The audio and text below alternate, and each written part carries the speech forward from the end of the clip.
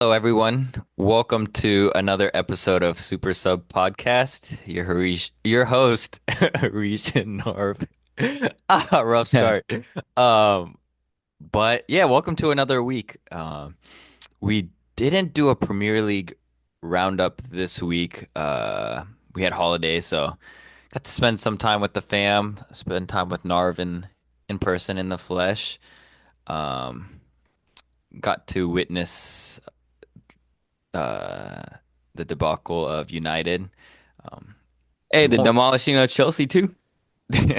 we won't talk too much about Premier League, but we can do a quick recap at the end. But per usual, we will start with our super subs of the week. For this one, Narv, let's choose any from either over the weekend or even midweek games. And per usual, I'll let you go first here. Yeah, I think um from the weekend and midweek there were a lot of options to choose from. Um, but I'll go ahead and say my super sub is Julian Carranza from Feyenoord.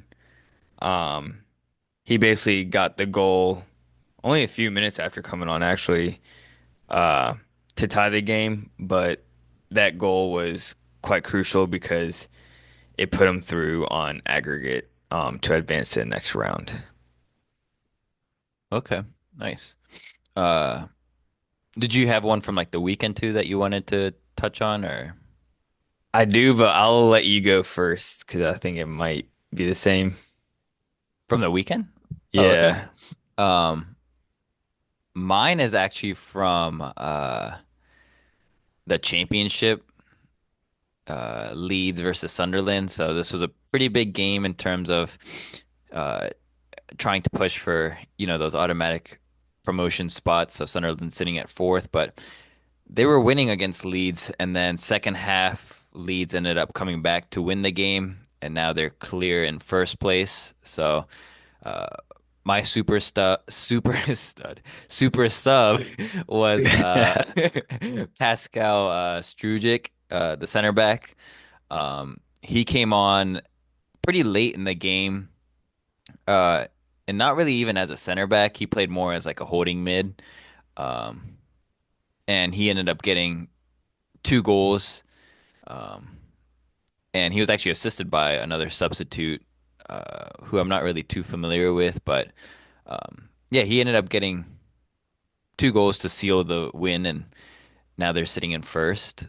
Um, and then my super sub from this midweek was yesterday, Bayern, Fonzo Davies getting the winner at the end there. Yeah, I'm surprised he didn't start. Um, oh, I guess we had different ones because my super sub from the weekend was the makeshift striker for Arsenal, Meko Moreno. Ooh, forgot about that, dude. Kind of kind of basically saved Arsenal from um embarrassment that weekend. Yeah, and then Liverpool dropping some more points um, today. They tied Villa. Um, and they got past Wolves. I mean, first half it looked like they were gonna shut the door close on them, but uh, Cunha had a beautiful strike. That second half kind of felt like all Wolves. Yeah, and they really uh, they didn't look great second half, but Arsenal slightly closing the gap now. But I mean, speaking of Liverpool, let's go into the game from today. Liverpool versus Villa midweek Premier League game. Pretty big and a very exciting one at that. It ended up being 2-2. Villa did have the lead going into half 2-1. Watkins getting on the score sheet in stoppage time, but then the man Trent getting the goal in the 60th minute. And so now Liverpool still sit at top of the table, but uh, it's 8 points with Arsenal having a game in hand. So we can say, let's just assume Arsenal wins. It's about a 5 point difference now. What were your some of your takeaways from today? Yeah, I thought Liverpool should have came out with all 3 points. Hmm. They had so many clear-cut chances. None other than like the Darwin Núñez miss, which was epic. Yeah, I was looking at a bunch of different accounts and stuff that publish like XGs, and Hmm. the average XG for that shot was 0.885, I think. To miss. Yeah, the miss. Yeah, that's wild. It was literally on a plate. And it would have sealed it because it was like pretty late in the game, I think like 75th minute. Yeah. Um, but yeah, I thought Liverpool, uh, they were a bit unlucky. I mean, Jota hit the post. Soboslai had a pretty good chance in the first half. Jota had that other like shot one-on-one with Martinez and like almost a Oh shot for a yeah. throw in almost. Yeah, that's unlike him. Usually quite clinical, but I think Emery, he really, I think he liked what he's seen from Asensio and Rashford from just a few games he's played them because they got the start, and then I mean it's a big game, so dropping Ramsey to the bench and Malen as well for Asensio and Rashford to start. And I don't know, Rashford, he's playing like he has to prove a point, which Hmm. obviously he does. Um, because a few cameos he's looked pretty good, and he's just playing with like all around more purpose. Which I like to see because I still am a fan of Rashford, just kind of following along his whole career. Like I want him to do well still. Um, but yeah, overall in the game, I think Liverpool they should have put the game to bed. But they just didn't put away their chances. Dude, it's crazy to think about Rashford that he's 27 now, that we've been following him for since he was like what, 17, 18 now. Yeah, exactly. Insane. Wild. Do you think this is kind of his last chance? Yeah, I think no matter what, his career with us is kind of over. Yo, So you don't think it's really? yeah. Oh wow. So I think he just has to make a strong case just to either get the long-term deal with Villa or just get another big team to come. Um, because I think he was really pushing for a move to Barca, but Barca just didn't have the money, obviously. Yeah, I don't think he quite fits Amarin's system. Uh, Hmm. we talked in some past podcasts where episodes where he probably the best place he suits in y'all's system is probably the wing back, but he hates to Yeah, put in that defend. effort. Yeah. Um, but yeah, to your point, he does look a little sharper at Villa, better than he has all year with United. And it was funny to see Trent getting cooked at time. Like Trent Hmm. just he stood like no chance against Rashford today. And I think I don't want to keep talking on just Rashford, but I think this is a good fit for him. Also, just when it comes to having like a bit of chemistry, like linking up with Watkins, who's an international, England international, and then Morgan Rogers as well, England international. Just having that um international chemistry also helps a bit, I feel like. Hmm. And definitely like Villa's play style too. Like the high press, and then also love playing on the counter on full out attack, and that's kind of suits Rashford's game really, the way they play. And then they have Tillemans and McGinn that like work their butt off defending and stuff, so he doesn't have to track back as much. Yeah. Um, so he's able to conserve some energy. But I mean, he looked pretty good today. And like hindsight, like people were giving Villa some stick for just like signing some of these like wash players or like Barkley and Rashford. But like these are some like really good signings if like we look back on it, because like today they had some key injuries and these guys had to kind of step up. Hmm. I will say for Liverpool's point of view as well, um, I mean they've been immense this year, but the slight critic I would have on Slot is, yeah, like the Plymouth game, he made drastic changes to the lineup, give the youngsters a go. Because, I mean, at some point, you need to see if your young guns are like ready for it or not. Um, and that was the FA Cup, so whatever. But like even in other games throughout this year, I feel like you don't have to go to that drastic measures like playing your young bucks, but like at least rotating the squad a bit because I feel like this team is gonna get leggy a Hmm. bit. Just 'cause I feel like Gravenberch, like for example, he's been so good this year, but like this game, he looked a little off the pace a bit. So it could have been a game where Endo could have controlled it. Um, I don't know. It just I feel like he doesn't really rotate much, and that can hurt him in the long run. Just playing so many games. Yeah, I think especially with like that midfield three that you mentioned. I think we have definitely seen Gravenberch like today. Uh, he looked a little off, but like at the start of the season, he was basically flawless. But like past month or so, he's definitely looked a little leggy. Yeah, and And it's to your not like point, he's playing bad. It's just fatigue. yeah, and just hasn't been at the same level. Mhm. Um, yeah, and then like even Salah, like they rely so heavily on him. Again, today he created a few really good chances, ended up getting a goal and an assist, but they still rely so heavily on him to be like the final product. Mhm. Uh, and then um, on Villa's side, though, like even the center back pairings, like they've had to rotate through a ton of different center backs, but like today, Disasi and Ming's first time playing together, they didn't look too bad.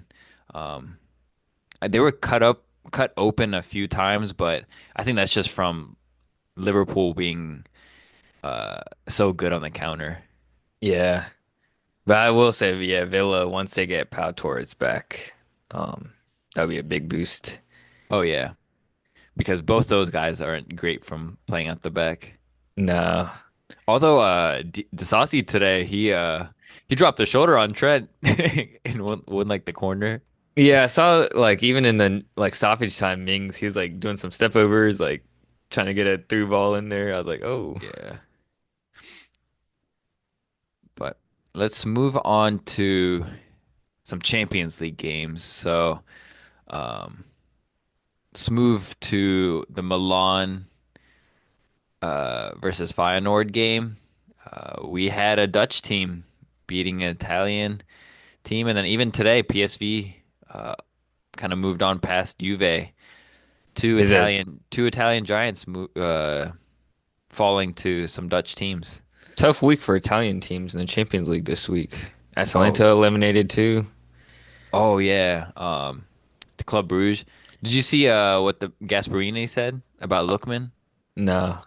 Oh, dude, it was insane. So Lookman came on, uh, scored a goal pretty quickly Hmm. after after coming on as a sub, but then I don't know if he was the one to win a penalty.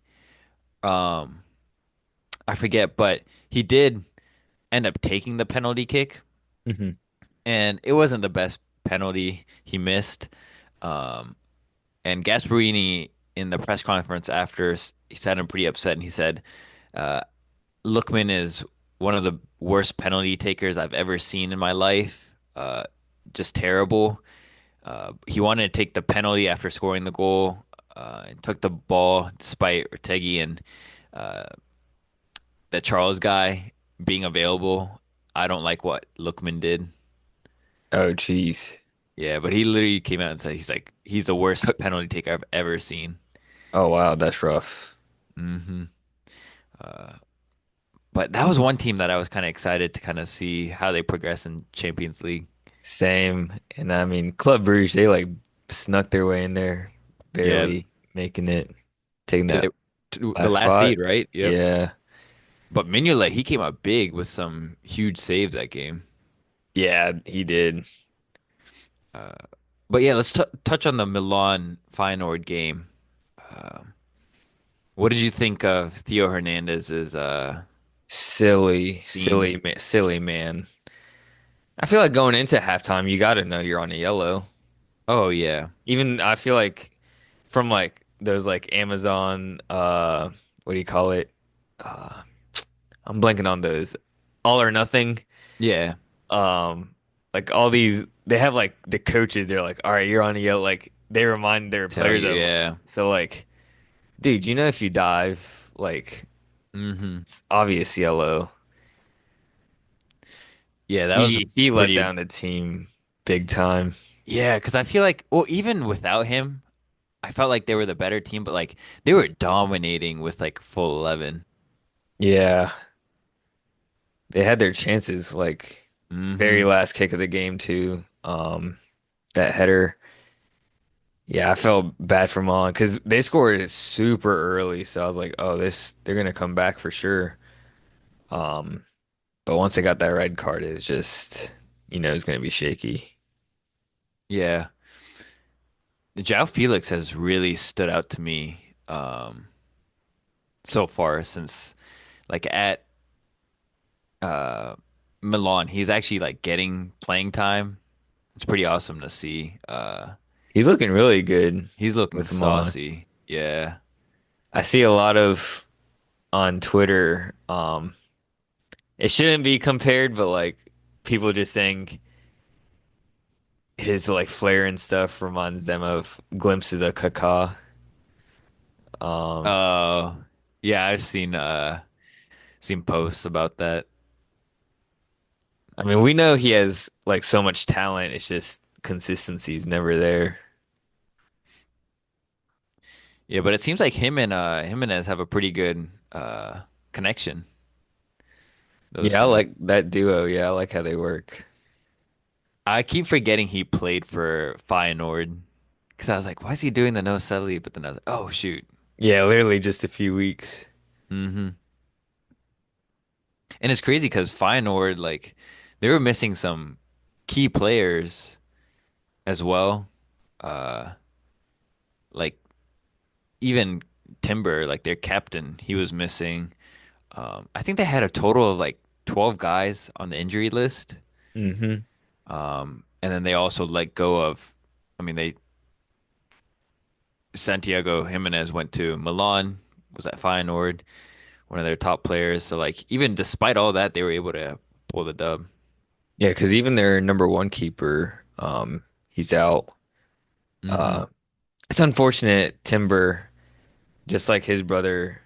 Well, his Quentin Timber, he has a knee injury, but it's not as serious. But he'll miss the next round, at least the first leg, Ooh. because he's back in April. So I think the round of 16 happens like March. Hmm.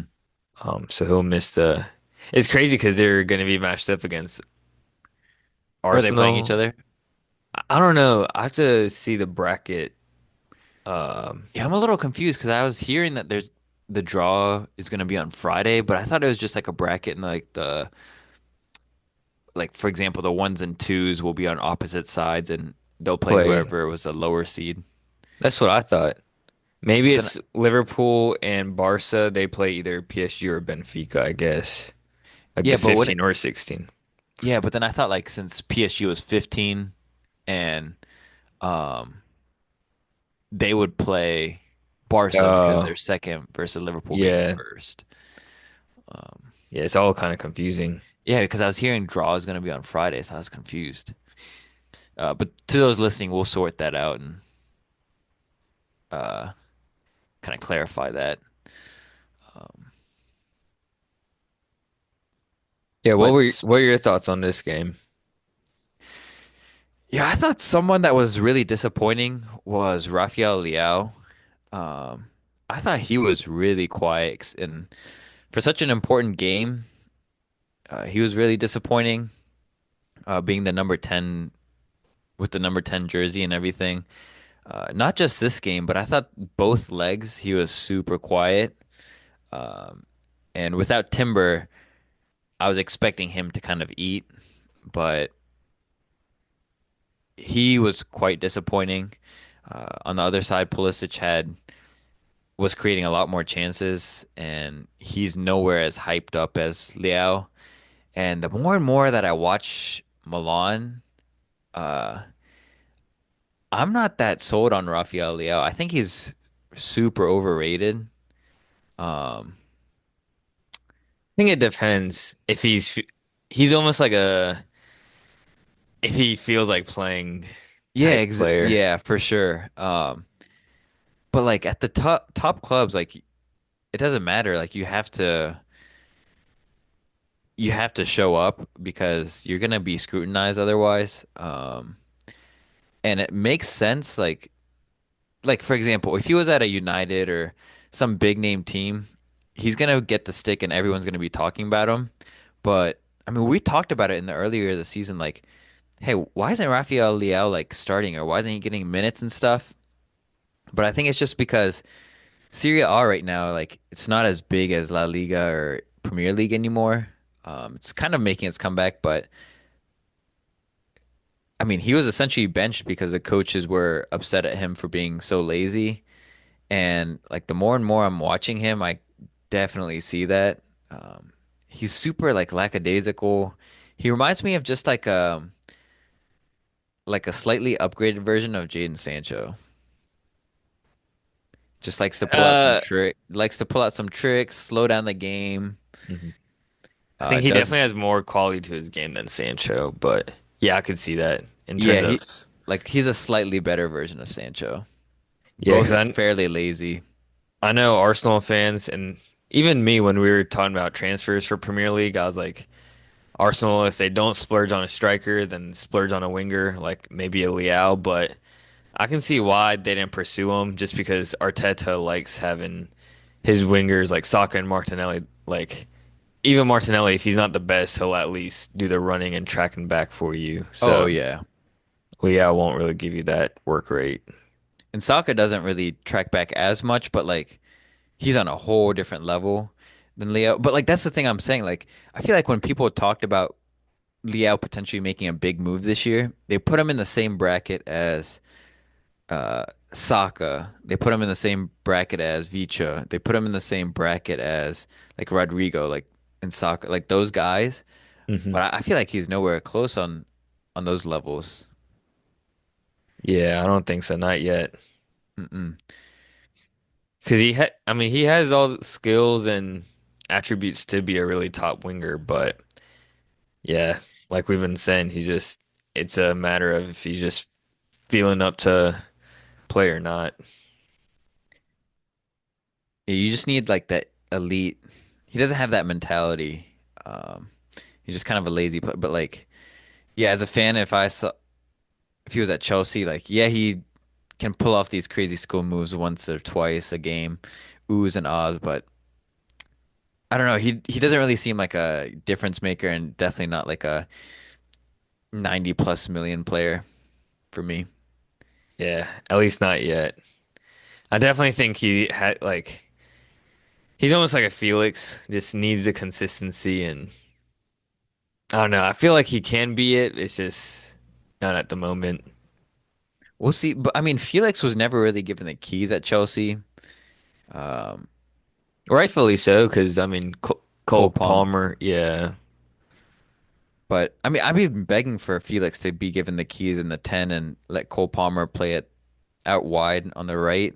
Hmm. And like now he might have to with kind of how our injury situation is going. And I think Felix could have been a huge centerpiece for us now. But speaking of like right mids and like these elite wingers, do you want to move on to the Bernabeu from today? The big one, highly The big one, anticipated. Real Madrid clapping City. I mean, Rodrigo is not really in the highlight names, but like it's gonna be Mbappe over all over the headlines. But I mean, most of the Madrid players put a 10 out of 10 performance. I think including that Rodrigo man. Um, I was gonna s- say, I don't. If Mbappe didn't get the hat trick, Rodrigo easily would have been man of the match. oh yeah, especially that second goal. I feel like it was all because of him. Yeah.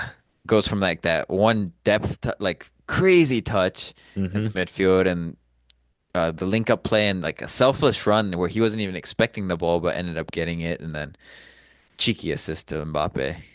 Yeah, I think this is like one of the best Madrid's looked all year. In terms of like fluidity. to your point, that second goal was just like mesmerizing. Like all the link up plays from, and it Hmm. was like all their best players got a touch on the ball, like Rodrigo, that definitely touched to Valverde, Bellingham back to Vinny and Rodrigo, giving the assist to Mbappe, who pulled out that skill that's like vintage Mbappe. Hmm. Um, so yeah, I think Madrid, yeah, they looked really fluid. Um, but I think that's also partly to City also being a bit shambolic, as we've seen all year. Yeah, they had to push for that goal, so they were quite open all game. But even to that, um, after that second goal, they were only down two in aggregate. Uh, No, it's it not. was three. Oh, it was. Yeah, because they were down one coming in to it.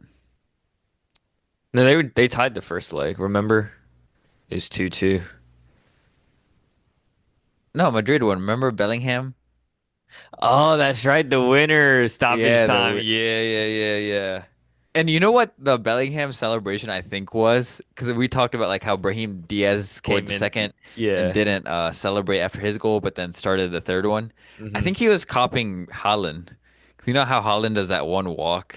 Yeah, where he doesn't like so yeah, yeah, yeah. Yeah, I think that's the celebration they were trying to mock. Oh, that's goofy. Yeah. I hope I don't know, that'd be a weird one because Bellingham and Holland were like besties.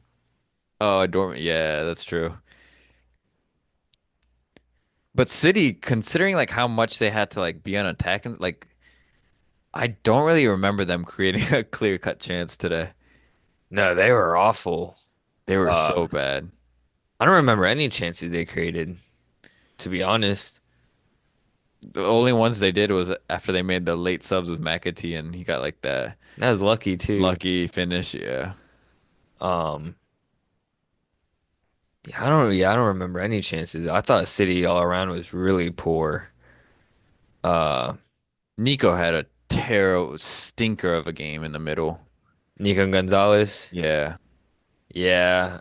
And it was disappointing because midweek, or not midweek, over the weekend he looked pretty good versus Newcastle. Hmm. Um, But I think that Newcastle game, they got a little lucky because Newcastle were missing Joe Linton. I think he could have changed that midfield a little. yeah, dropping from Joe Linton to Joe Willock. Joe Willock's not bad, but to Joe Linton's level, yeah, Yeah, because Joe Linton would have added kind of that Bellingham factor where he can drive the ball, some strength. that's true. Newcastle just seemed a little disjointed that game. It's weird. Hmm. Do you think Madrid's gonna miss Bellingham next round? That first leg? Oh, because he got the yellow. Hmm. Uh, it depends who they get in the draw, I guess. Yeah, assuming let's yeah, I don't know who they get. I swear you're right. Like I think they get Leipzig based on how the bracket is. Leipzig. Or Leipzig. Bro, I am Leverkusen. I think the way it works is they're gonna get either Atletico or Leverkusen. I think that's the draw. Gotcha. I Well, I hope assume that's the only reason they would do a draw, I feel like. yeah, but I feel like it's kind of goofy. It should just be like the top highest higher seed plays the lower seed. Yeah, Um, that's the one flaw this you see. Or I guess not a flaw, but we'll just have to get learning and used to it. yeah, but you know those Europeans like to do things different. They don't understand how to do brackets. Yeah, that's true. Um, It depends. I think Leverkusen or Atleti. I feel like against Athletic, he's going to be a big miss. Yeah, I think Atleti because he'll bring more of the athleticism, whereas Yeah, Leverkusen they'll still miss him, but it won't be to that extent. yeah, because Atletico midfield is quite strong too. Um, but who would you line up as your midfield three? Because I feel like this will be the first game where because Bellingham's kind of like a shoe in every time they play. It's got to be. As much as I want my boy Kamavinga, I feel like since his injury, he's lacked a little sharpness. Hmm. I feel like you could put Brahim Diaz as like a number 10 role, Mm. but I want Kamavinga. I think fully fit Kamavinga replace Bellingham. Yeah, I feel like because Bellingham's kind of that like eight can do it all. Hmm. Um, I feel like Valverde might be able to slot in there kind of nicely. We cannot see Lucas Vasquez playing that right back. Yeah, but I don't know how long Vasque is he back? I think he was back in training. Okay. Yeah, so I think he could possibly slot into the right back role, is what I'm thinking. And then put in for Bellingham, put in Valverde.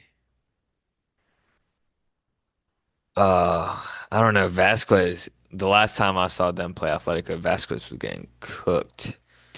Yeah. Today would have been a good game for Vasquez to come on too, just to get some minutes in. Yeah, that's true. I Why was did Carlo surprised. wait? Why did Carlo wait so late to make any changes? Because they basically had the game done and dusted. Yeah, I was surprised Rudiger even got the full 90. That was Oh really yeah. risky. He had a lot of options on the bench. Um, But dude, that man, Raul Asensio, dude, I was another, just about to say, whew, that pass, crazy. I'm telling you, he's like under the radar. I feel like his age, I think we said it last week in the pod, but world class like in his age group and just Oh doesn't get the yeah. shouts like Kubarsi. Yeah, I think he's definitely gonna be the next like big name. Yeah, like to your point, he does have like that composure like Veron, but then I do you like from especially today, did you see like the moments where he gives you like Sergio Ramos vibes too? Yeah, at Like his times. aggressiveness. Yeah. I will say, I've been feeling bad for this new signing for City too, Kushnov. Like Yeah. he's getting bullied. Uh He had some pace though on him sometimes though. One on one with Vinny, I was like, oh yeah, shit. yeah, he did. But yeah, he was getting cooked. He was just thrown in the deep end, dude. Yeah, this lineup was just disgusting too. Like I know I keep saying it and you still have a little bit of hope for him, but like Bernardo Silva, like I think you got to go, bro. Him and Gundogan, like Yeah, Gundogan's definitely got to go. Even dude, Foden, dude, oh, he that was cooked today. that man was so bad. Even on Mbappe's third, yeah, he's not a defender, but like, bro, you let him get to his left foot like so easily. Yeah, I feel like Foden was supposed to be like the next on throne after De Bruyne and stuff, but like they Definitely. they need to find someone else. I think Wirtz has to come in. Like they have to make him the top priority. I think so. Yeah, Because they the gotta way that cash in. yeah, De Bruyne, I mean, De Bruyne still looks really good at times, but like he's just kind of old now, and yeah, they need to get Wirtz. Yeah, yeah, De Bruyne, he just can't last like he's injury prone, can't last long. So they gotta move on from him. I think I think they'll offload a few players like even Grealish, they'll move on. Grealish, De Bruyne, Gundogan, Silva, like you can move on from those players, make space and kind of splurge on the big names like Wirtz. Do you who do you think has been City's like best performer this year? Like has anyone like actually you're like, okay, I can Oh, I you've would had a good say year. I would say Savinho. Uh he hasn't had the goal and assist output, but in terms of actual quality, like he's got a player in there. Uh we just gotta see more of the outputs, but in terms of like Hmm. quality, I think he's got it. What about Yeah. you? I feel like Savinho and then maybe Vardio. I know he's like defensively has been. on the ropes at times, or He got put on his butt today. That was wild. yeah. But like, it is kind of sad that he's like going forward, like your most dangerous guy too. Yeah, on the attack, he looks really good. Um, which is weird because Leipzig, he was, I think, a center back by trade. Yeah, Uh, he was. I mean, even for Croatia, he played center back. mhm. But like today, Madrid, dude, each one of their goals too were just like beautiful and just like Yeah. deadly. Ederson couldn't make any of those saves like No, unstoppable. He made a few good saves again. I think it could have been a bigger scoreline. I think first leg Real Madrid really dominated, um, and the scoreline should have been a lot more. I think this one it could have been even worse. Um, yeah, it like I think it was the 50th minute, and they still had so many chances. I thought it was like the way it was going. I was like, dang, it felt like the 70th minute or something. Just like the amount of chances they still had, so early. that front three is scary too now. Like you mentioned, like they're kind of gelling and flowing, but Mhm. uh, I feel like even Mbappe today was like at times drifting out to the left, and like Vinny was cool coming down the middle and had some Yeah, good chances. yeah, exactly. Um, yeah, but to your point, I think it's just Ancelotti. He took a gamble with playing like Rudiger full 90 and some of these Hmm. other players. Yeah, I was surprised he wasn't making a sub quicker. Um, but yeah, City just they did not show up today at all. Um, it's kind of like Ballon d'Or, Real Madrid never showed up, but Hmm. this one, City Yeah. never showed up to the Bernabeu. It was pretty Yeah. bad. S- That man Pep was drinking water in the first 5 minutes. You know it's gonna be long days. Yeah, that goal was way too early. Even Marmoush was kind of quiet today. He had that really nice free kick, but after that, again, the 15-minute hat trick over the weekend, I was like, all right, let's see. Because he didn't get to start that first leg. So I thought he'd be a bigger impact. But again, I don't think that's his role necessarily, playing that true striker role, so Hmm. that kind of hindered him a bit. The Egyptian prince. Yeah, but I think we gave Rodrigo possible man of the match shouts, but someone that is Real Madrid's unsung hero, it has to be Valverde. That man sacrifices everything for that team. He's such a Swiss Army knife. I feel like he's literally played every position for Madrid apart from goalkeeper. Yeah, and I feel like if you asked him, he'd like serious face, like yes sir. He would like Yeah. get in goal. And it's like whenever he does play any position, he still drops like minimum 7 out of 10. Oh Like yeah. it's wild. He's a luxury player, I feel like literally any team in the world would take in a heartbeat. Hmm. Oh yeah. But yeah, we'll see once we get the draws out what the next round of 16 matchups will be. But my sleeper team, PSG, they're looking kind of nice. 10-0 on aggregate against Brest, who they've been pretty good this year. And I mean, it's not easy to beat the same team multiple times throughout the year, especially such a big score line too. Yeah, 7-0. That's diabolical.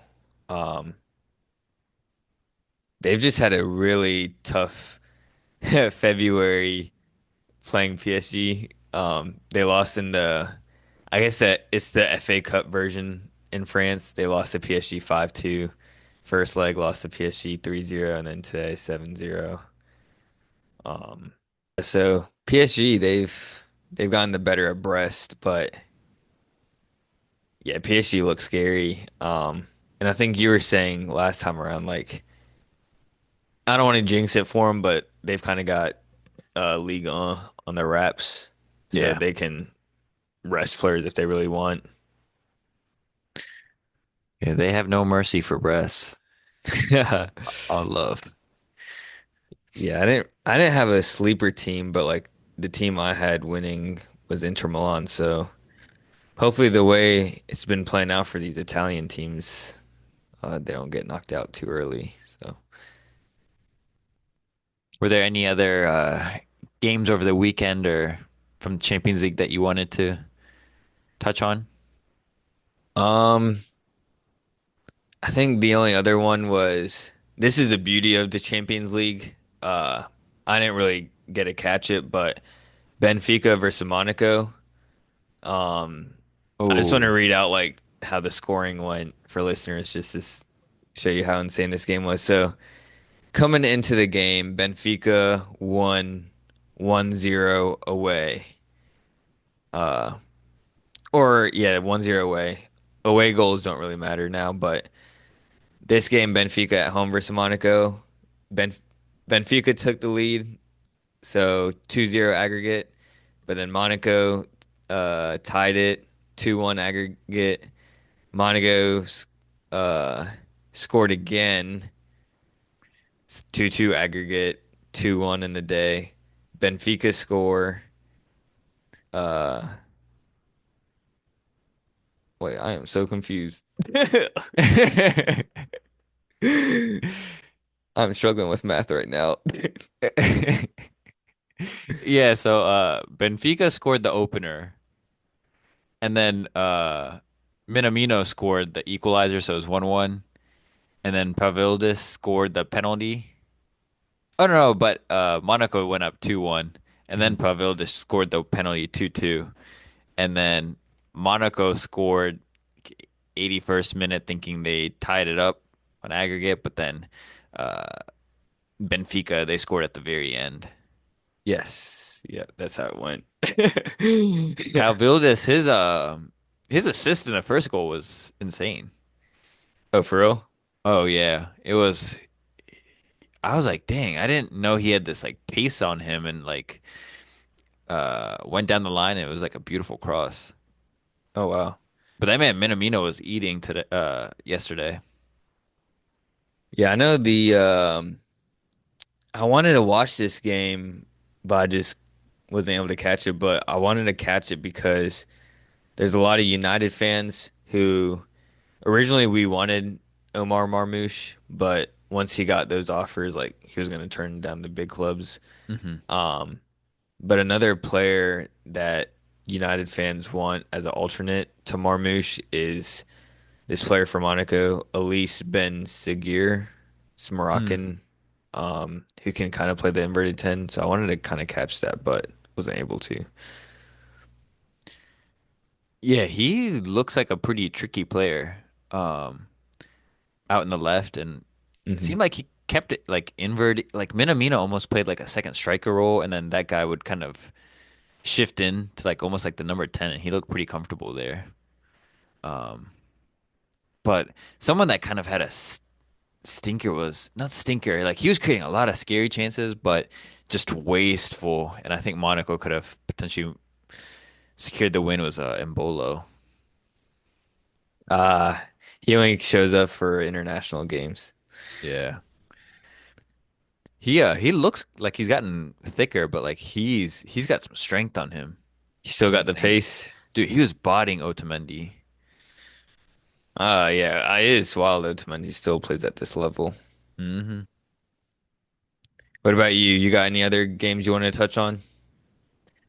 Uh, Not really. I will say over the weekend or I guess on Friday we lost to Brighton a week after getting knocked out by them in the FA Cup, but yeah, we did not show up to play either. We looked pretty poor. Um, Jadon Sancho and Kunku absolutely pissed me off. Like I need like a punching bag when I watch them play together, to take my Kills anger out. kills me. Sancho tweeting out freedom when he got the move to Chelsea. Brother, you Dude, stay there. I do not want him. I see why. I think this just shows how different of a level Premier League is from Bundesliga Yes. because he was looking elite for Dortmund and people were shitting on United, but I get it why you guys were hating on Sancho because, dude, That dude's physicality is trash. His laziness is 99% Tao. Just and then Kunku, dude, he's again another player from the Bundesliga that looked amazing, but just isn't cut out for Premier League, dude. It's a whole different level. It's pretty shocking. But I will say Matoma, dude, that was I think I said it because we watched the game together, but Messi-esque touch, dude, on that goal. That was ridiculous. Dude, I feel like it was not even talked about, but it was like Sports Center top 10, like that should be number one easy.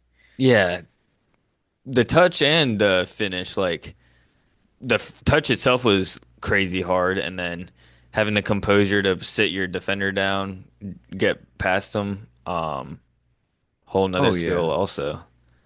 Cause like that was like absolute full speed, running full speed and bringing it down on a perfect touch.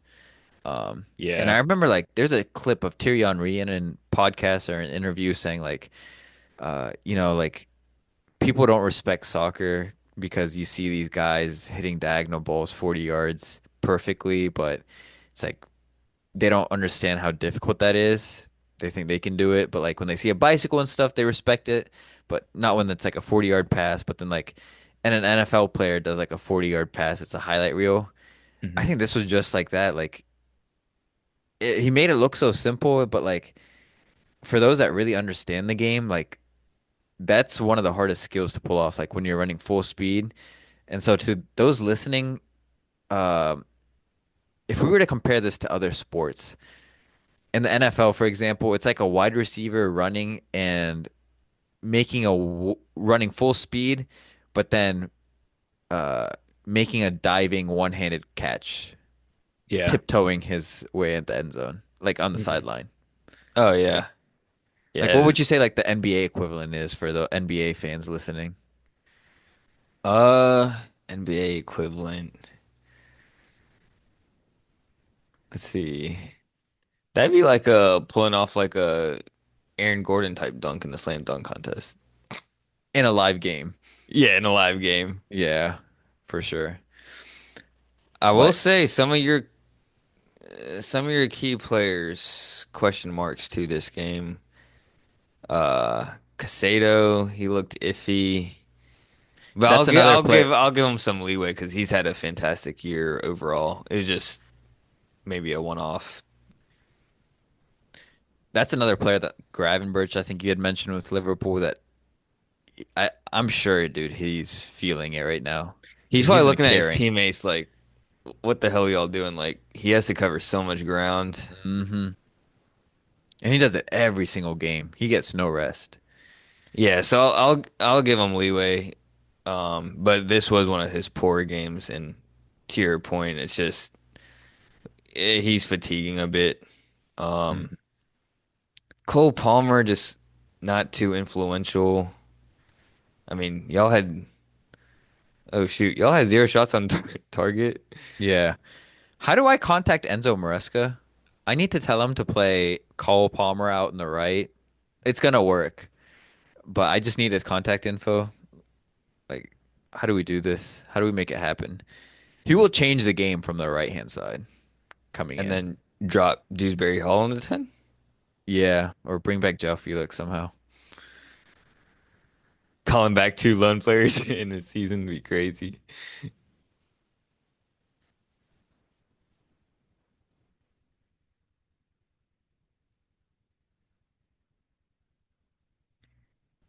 Yeah. Speaking of Chelsea, real quick. Speaking of Chelsea, real quick. Like, do you think we finished top four? Who gets the fourth Um, spot for you? I think Or three Liverpool. and three and four? Because I feel like Nottingham's not guaranteed either. Yeah, so Liverpool title, Arsenal second. I think I think City will go into the third, especially after getting knocked out. City third? I think so. Honestly, after getting knocked out the UCL, like all they have is Premier League to hold on to now. Um, Dude, They do not look good though. no, but I think they'll get the rest and just I don't know. Like I feel like that's all they have to hang on to. You think they look better than us right now?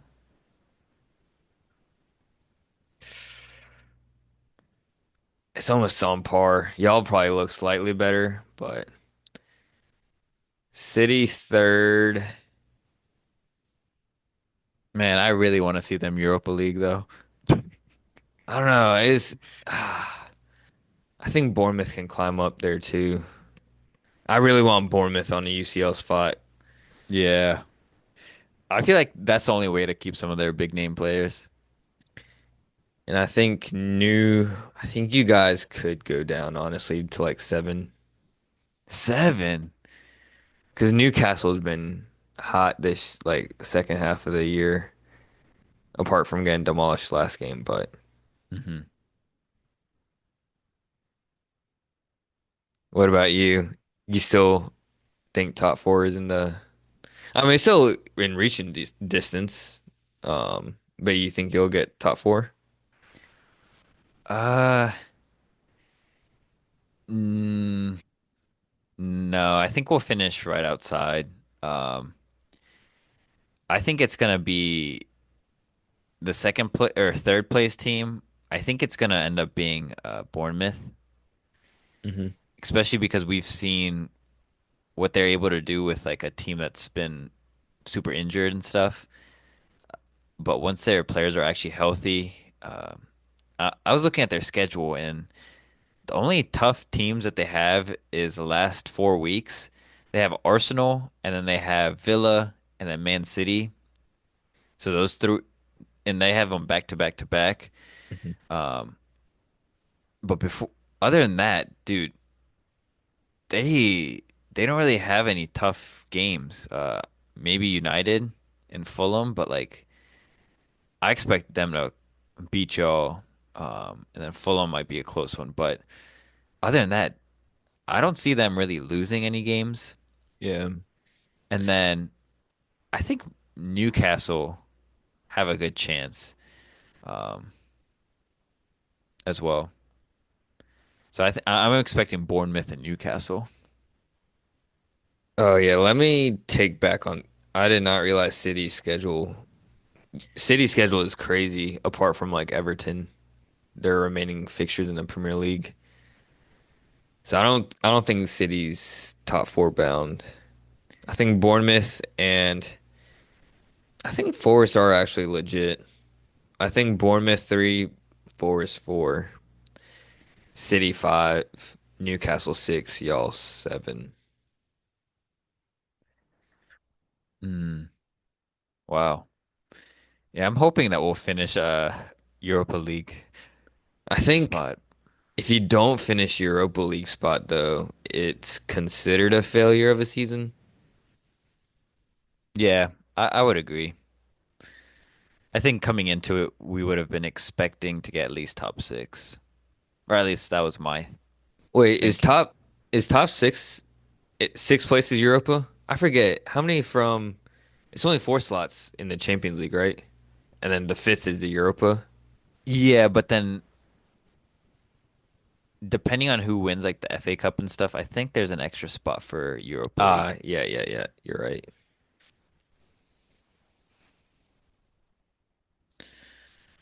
And then looking forward, or did you want to touch on your boys from Sunday? I'd rather not. I will Yeah. say the one thing I was surprised, I guess, quick point is, I know we are cursed, not cursed, but like have crazy amount of injuries. But Amarin, like being known for his youth ID with so many youth players on the bench, I was really surprised no one got to come on apart from Cheeto at the very end, like five He came minutes. on for like, yeah, he barely played.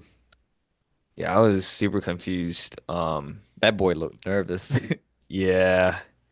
But I mean, he can't do any worse than Hoyland right now. Hoyland's confidence is shot, just poor. I will say the one player who really stood out that game versus Tottenham though, was Xerxes. I thought he had a really good game. Techie. Hmm. Um, Grandpa Casemiro, trash. That Tottenham's only goal. I mean, he's letting Tottenham players just stroll by him. So I think our next match, uh, listeners, y'all need to look out for this. I think kid who's going to be on the upcoming. I was looking at a lot of his youth highlights in games, and he reminds me a bit like Baliba, but Sekou Kone, 19-year-old from Mali. He reminded me of Baliba, like the way he plays. Mm. It's wild. But I think he should be given a chance over Casemiro this weekend.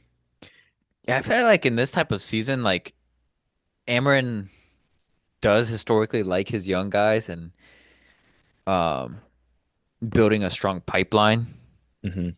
And since the season is basically washed, y'all aren't really playing for much.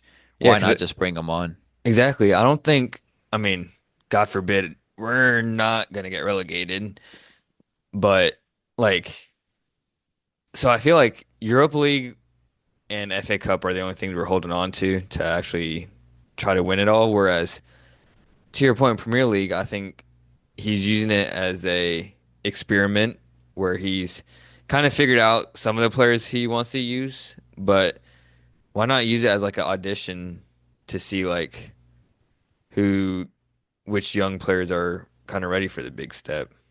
Hmm. Because people say, oh, they're too young. Like if they play bad in the big stage, then it's gonna hurt the confidence. But it's like they don't have any pressure if they Yeah, do play. in this season. So you're basically kind of just preparing for next season. Exactly. Well, it'll be interesting next season. Hmm. Yeah, but Thursday nights in Stoke on a rainy night. chill in the FA Cup. Yeah, but listeners, look out for Seko Kone. He's I think gonna be a top talent He's gonna be bagging in some assists next year against West Brom, Blackburn, and them likes. in the FA Cup matches. Yeah, he will. But moving on to Oh and wait, real sorry. quick on that game, I have to touch on Vicario.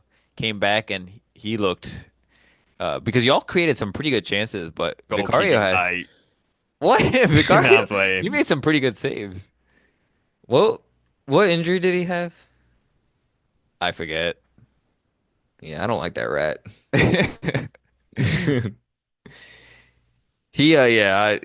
To be fair, he had some good saves. I mean, Oh I, yeah. I feel like we created some chances. Hmm. But yeah, he's making some good saves. What did you think of what do you think of that center back signing they got Danso? Oh, dude, he's been another player I want to touch on. He's looked really good. I think he's really kind of shored up that defense slightly. Hmm. I don't think he's like still as athletic as your typical center back that Ange would want, but he's definitely a huge upgrade from what they were playing with Dragusin and Archie Gray. Yeah. He's really impressed me because I didn't really know anything about him. Yeah, I didn't know much about him. Like the only times I've really seen him is like international games for Austria. Hmm. Um, but in terms of like clubs, I didn't really watch him that much. Uh, but yeah, and I thought this Tottenham game, like Kulusevski was relatively quiet, so I thought he was going to be like probably the biggest threat for us, Hmm. but that wasn't the case. Um, Yeah, because we've seen like Ben Davis with other center back pairings, and uh, the only thing they changed was Danso, and he made Ben Davis look like freaking uh, Maldini back there. for real. Um, And then the other defender, Jed Spence, he's looked really good.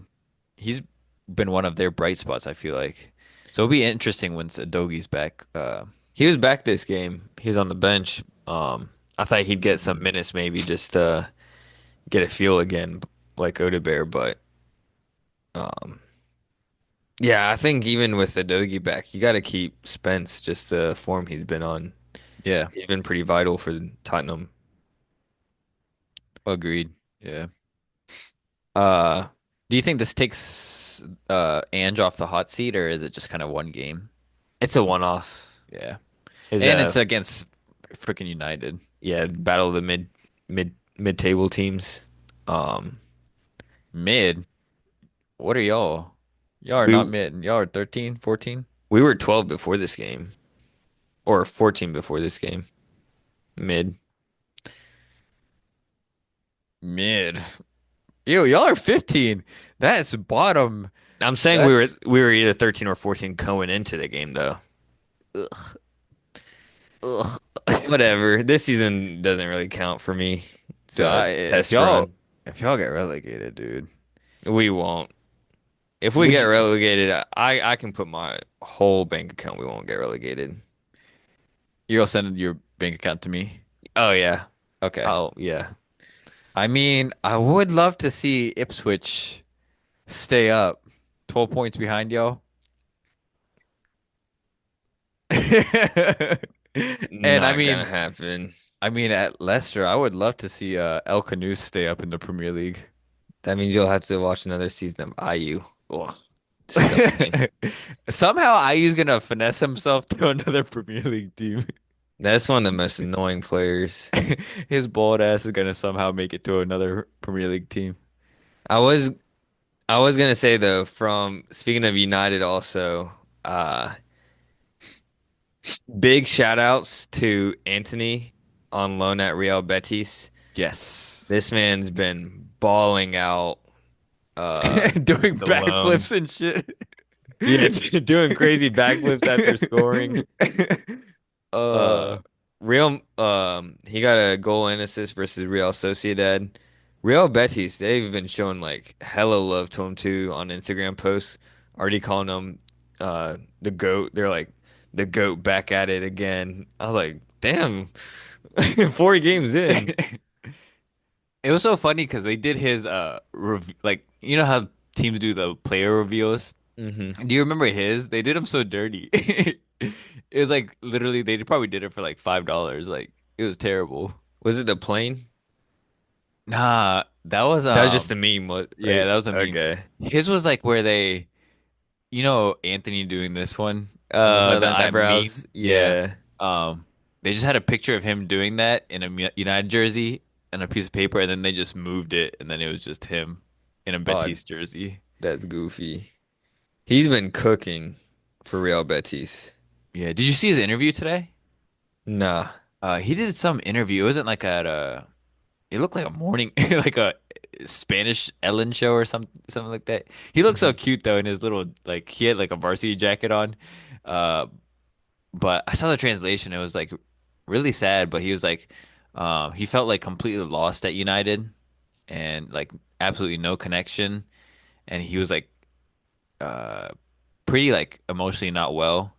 And he said, but here in at Betis, he's said he's really found himself again. And he said it feels like home. It feels like Brazil. And he said he was laughing. He's like, it's even sunny here, which helps a lot because I guess Hmm. in in UK it's Just rainy, especially in Manchester. yeah, and he said like now he's like I don't wake up like feeling not like waking up, but now I wake up excited and with a smile. Oh wow. Yeah. Yeah, I mean that's big for players. Just for their mental well-being, like gotta play at a club that you truly like treats you well, you feel at home. Yeah, because I feel like we look at players sometimes just like as robots, Yeah. you know, like oh dude, they're paid millions. They just need a they don't get sad and stuff, but like no, they're humans too, you know. Hmm. Yeah. So Real Betis, they've been on a pretty good streak with him. It's Did good you to see see. also see like speaking of United, Varane, what he said about Ten Hag and stuff? It was some crazy stuff. For real? Yeah, he basically was like he was surprised like over the summer Ten Hag was still there because he's like he completely lost the locker room second half of the previous year already. And like coming from Varane, who's like elite like Hmm. player and like has been on elite teams, like he definitely knows what he's talking about. So in an interview, he was talking about how Ten Hag, like he was really surprised he came back in the summer, and he even said like he thought he had respect from Ten Hag coming from Madrid and stuff, and he was kind of like a player leader, even though was he the captain at Uh, United? no, Bruno. Bruno, yeah, that's right. Like he was like a player captain or something he was saying, and like Hmm. him and Ten Hag would have discussions, but he said later on, uh, he was telling Ten Hag like some honest truths and stuff, um, about like how to improve the team and like improve Ten Hag's relationship with the team. Hmm. And he said Ten Hag was just like super stubborn and kind of like didn't even want to listen to anything he had to say. And then after like that last conversation is even before his injury, like he stopped starting Varane, and Varane barely saw the field. And he's like, yeah, he completely lost the locker room. Oh wow, that's wild. Um, Yeah. yeah, hard days at United, but we'll we'll get back to where we were. Um, just need Do, time. do you think so, or do you think this is just like the new United standard now? Because like, you know, are Uh, you guys just like another team now? Like like back in the like, are you guys just another team? Because back then you guys had standards. You guys were united. yeah, I think uh, I think we definitely have the manager to kind of get us back to where we want to be. Um, it's just a matter of I've been disappointed with Ineos. They've been a little boneheads. Um, and it's weird because Sir Jim Ratcliffe, he's a proclaimed boyhood United fan, yet his company, Ineos, Hmm. is a sponsor of Tottenham. Like, what the hell? Um, that's weird. Hmm. And like his decision making, like we paid hella money to get Dan Ashworth from Newcastle just to sack him 2 months later. And to sack someone, obviously you got to pay their severance. So losing money there. Same with Ten Hag. We were interviewing other managers, but gave him a contract extension and then sack him later. Like the decision making from the board is just wild. And then to make no signings in January apart from Dorgu, like Amarin's crying out for a signing. So I don't know. I feel like we have the manager we need. We just need better decision makings higher up and fans. I think we just need to give patience. Because I think we're too quick to judge and we want the instant gratification, but all good things take patience ultimately. Because let's be, Sir Alex Ferguson had a torrid start. Hmm. He almost had a sacking if he didn't win the FA Cup. Um, so it took him time. And but I feel like it's been a few years, like a more than just like a few years now with this United kind of cycle that you Yeah, guys and are on. it's the chop and change, which I just don't like. Like we've had a lot of good managers where it doesn't work out for a little bit of time and we just get rid of them immediately. So Hmm. then players we have are what was meant for the previous manager. So the new manager, obviously they need time, but then people want instant results. So then we sack the manager we just hire again. So like we just never have the time. Like it's just this never-ending cycle where we chop and change. It's not feasible. And then for the viewers now, we have to hear about where you were and what you were doing when you found out about Amad Diallo. Oh God. I uh I just got back from the groceries. And I got like my phone kept buzzing and it was like all this United notification and it said Diallo out, and I didn't really read into it at first. I just saw missing Tottenham with ankle injury, but then I saw later like it kept going off and it was out for the year, and I said, "What the heck?" Like our only saving grace of this year, of course, has to be hurt.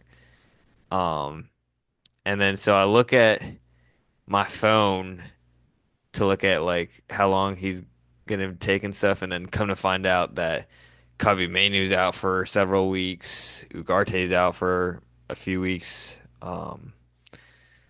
Disaster, but could be a blessing in disguise to see if we can get, to your point, use discovered. Yeah, that's true.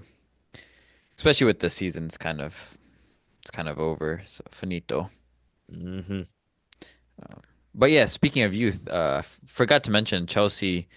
Our game, we had Kendry Paez come watch our game, even though we got smacked by Brighton. But he was in the crowd. He got a camera appearance, and fans were cheering him on. But yeah, he's a 17-year-old kid that we signed. He's gonna start training with us now. But he was at the game first time in London. He'll start training with us and then play once he turns 18. But that's another midfielder that I'm really excited for. He's already kind of the main guy at for Ecuador's national team. So, A lot of young com- bucks. yep. But let's quickly move on to some games to watch this weekend. So, as per usual, I'll talk about Premier League, You can skip Friday's game. That'll be a Leicester Leicester. Brentford. Yep. Um, but Saturday, probably the game of the day within the Premier League will be it will probably be the Fulham Palace game. No, I'm kidding. It's probably Chelsea Villa. We'll see if we can get back on the right track there. But we also have Arsenal playing West Ham. Declan Rice going to his old team again. And then we have y'all are playing Everton. Sounds easy, but Everton just moved right above y'all now. And they've been in very good form as of late. David Moyes changing that team. I hope that game doesn't spoil my weekend. Most probably will. It probably will. First game of Yeah. the weekend. Oh gosh. You'll be half asleep though. It's okay. Um, Sunday is the big ones. We have Newcastle, Nottingham, 9 o'clock.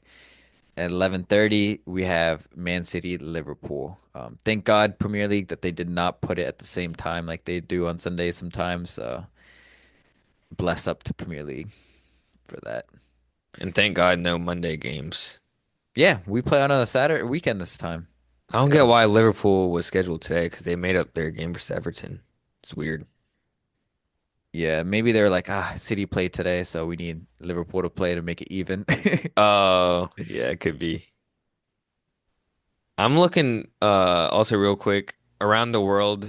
Uh the games are all kind of mid-offs. Marseille boys, they play Auxerre. I think that's how you pronounce it. Um And then the other around the world game that's pretty good will be Sunday, Lyon versus PSG. Um, Ooh, you might want to tune into 11:15 game as well Sunday. I know it conflicts with the Premier League, but Strasbourg, um, they got a few Chelsea players. They got Andre Santos. Well, he's suspended, dang ooh. it. But also that goalkeeper, Petrovic on there. Yeah, that's kind of like our sister club, Mhm. kind of owned by the same ownership there. And then, wait, did you give a shout out to the Napoli game?